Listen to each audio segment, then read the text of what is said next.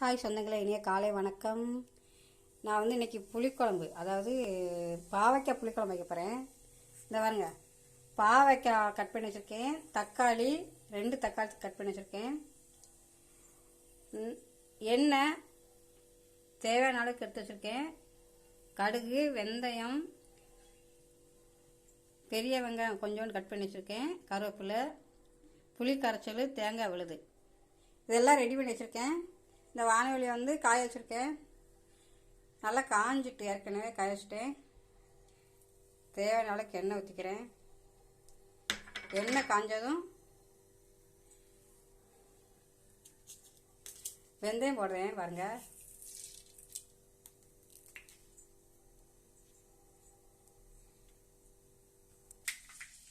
வெந்தயம் நல்லா பொரிஞ்சு வருது. இப்போ கடுகு போடுறேன். பாருங்க, கடுகு போட்டுக்கிட்டேன், கூடவே உள்ளி போடுறேன், கருவேப்பிலை,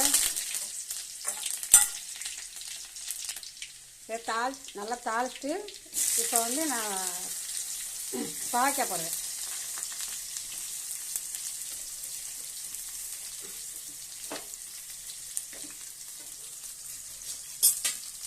பாவைக்காய் போட்டு நல்லா வதக்குங்க.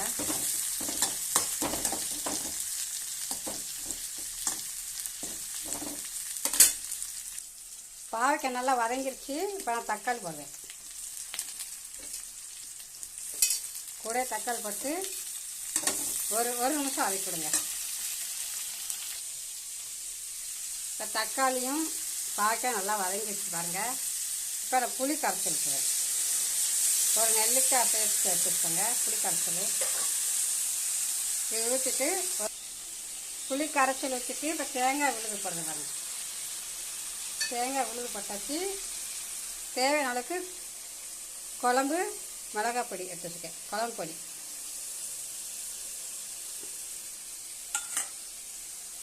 இதை ஒரு 2 நிமிஷம் வதக்குங்க.